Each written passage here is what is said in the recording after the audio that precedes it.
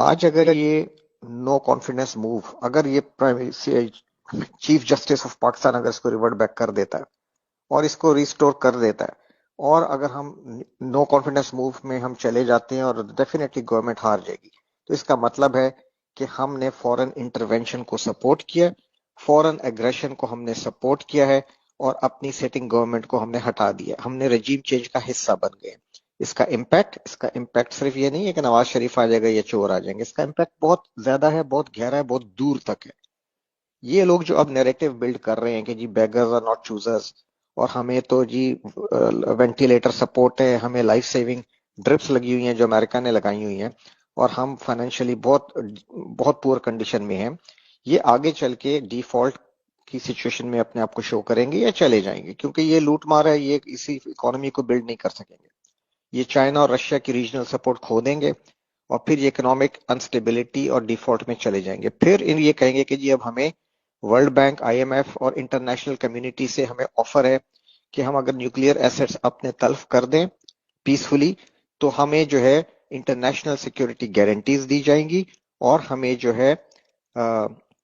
क्या कहते हैं, हमारे सारे लोन्स माफ कर दिए जाएंगे, और फिर हमें उसके बदले में काफी फाइनेंशियल एड की ऑफर्स मिलेंगी। और फिर ये दोबारा बोलेंगे कि जी बेगर्स आर नॉट चूजर्स, हम किसी से लड़ने नहीं आए, हम इंडिया से अच्छे ताल्लुकात चाहते हैं, हम नेबर में, रीजन में फ्रेंडली कंट्री की तरह रहना चाहते हैं, हम अवाम को पढ़ाना चाहते हैं, हम अवाम को सेहत देना चाहते हैं। ऑल क्रैप जो ये बोलते रहे और ये लूटते रहे, ये वही दोबारा आपको बेचेंगे राग भाषण। और हम अपने न्यूक्लियर एसेस गिव अप कर देंगे, क्योंकि उस वक्त हमारे पास कोई ऑप्शन नहीं होगी, और हम पे बहुत ज्यादा इंटरनेशनल प्रेशर होगा, और आपकी अपनी गवर्नमेंट, सिटिंग गवर्नमेंट उसको सपोर्ट करेगी। ठीक है, उस वक्त कोई आर्मी चीफ, चाहे करंट आर्मी चीफ हो या कोई गैरतमंद आर्मी चीफ हो, कोई नहीं उठ सकेगा। और फिर आप न्यूक्लियर एसेट्स अपने डिफेंड करेंगे, इंटरनेशनल जो मॉनिटरिंग एजेंसीज हैं वो आएंगी, और आपके ही अपने इंटरनल सपोर्ट के साथ ये न्यूक्लियर एसेट्स को रिमूव कर देंगे, जैसे यूक्रेन में हुआ। जब आप डिफैंग कर दिए जाएंगे न्यूक्लियर पॉइंट ऑफ व्यू से, और उस वक्त आपकी आर्मी जो है वो पूरी रिस्पेक्ट अपने लोगों में ऑलरेडी खो चुकी होगी, जो अनफॉर्चुनेटली अब खोती जा रही है, और काफी हद तक खो चुकी है। जब आर्मी को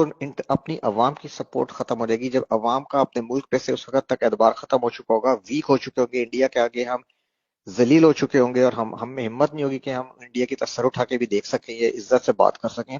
उस स्टेट ऑफ माइंड में, उस डिफीटेड स्टेट ऑफ माइंड जब फॉर्म पे क्रिएट कर दिया जाएगा, फिर आपका क्या ख्याल है कि बलूचिस्तान और गवादर को कंटिन्यू करने दिया जाएगा? उस वक्त फिर बलूचिस्तान पे ये जितनी वॉर है ये तेज कर दी जाएगी, और यूनाइटेड नेशंस के पीस कीपिंग ट्रूप्स आके गवादर पे बैठ जाएंगे। आर्मी नहीं लड़ सकेगी, आर्मी को सपोर्ट ही नहीं होगी अवाम की, आर्मी बिल्कुल अवाम के आगे अपनी रिस्पेक्ट खो चुकी होगी, और लोग कोई इवन जवान और अफसर नहीं अपने ऑफिसर्स पे वो एतबार करेंगे, क्योंकि वो जनरल्स भी अपनी रिस्पेक्ट अपने रैंक और फाइल में खो चुके होंगे, चाहे वो कितने ईमानदार होंगे, लेकिन उनकी कोई रिस्पेक्ट नहीं बची होगी ये न्यूक्लियर डिफेंग होने के बाद या सिचुएशन में जाने के बाद। उसके बाद सिंध में कराची और सिंधियों के दरमियान सिविल वॉर कराई जाएगी, महाजरों और सिंधियों में।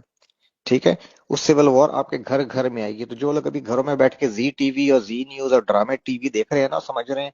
कि ये जो नो कॉन्फिडेंस है ये सियासी अमल है, और हमारा कोई लेना देना नहीं है, हम अपने रोजे करें, अफ्तारियां करें, ये आपके घरों में, हमारे घरों में आएगी। सीरिया मत भूलें, ठीक है, इराक लिबिया मत भूलें, यमन यूक्रेन मत भूलें, कोई महफूज नहीं होगा। चाहे वो पंजाब में बैठा हो अगली बारी फिर जरदारी के नारे लगा रहा हो, या अगली बारी फिर न्याजी, या एक बार फिर शेर, या जी अल्ताफ, ये आपके हमारे घरों में आग आएगी, और एक एक घर को आग लगेगी। ठीक है, और आपके इतने हिस्से बुखरे होंगे, और यही लोग बाद में, यही जो लीडर्स हैं जो यूरोप में जाके बैठे होंगे, ये आप पे फिर हामिद करजई या अशरफ गनी की तरह के बैठेंगे, या जिस तरह भी लिबिया में हफ्तार, जनरल हफ्तार बैठा हुआ है, फलाना बैठा हुआ है, ये इसी तरह ये कहानियां होंगी। ठीक है, और अल्लाह ना करे कि ये हो। और this is what they want, the western powers इस रीजन को डिसइंटीग्रेट करना चाह रहे हैं पाकिस्तान को, ताकि यहाँ बैठ के ये चाइना को रोक सकें, रशिया को एनसर्कलमेंट कर सकें, और इंडियन हेजुमनी यहाँ पे कायम होगी। ठीक है, तो खुदा के लिए इस चीज को समझें,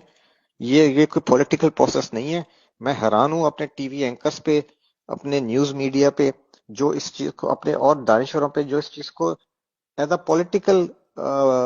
सिचुएशन डील कर रहे हैं। ये पॉलिटिकल सिचुएशन नहीं है, ये आप पे हाइब्रिड वॉर की एक एक्सट्रीम स्टेप है, अनफॉर्चुनेटली, नोइंगली या अननोइंगली। हमारे chief of army staff and top brass, whatever the reason may be, ये इस वक्त कॉम्प्रोमाइज है।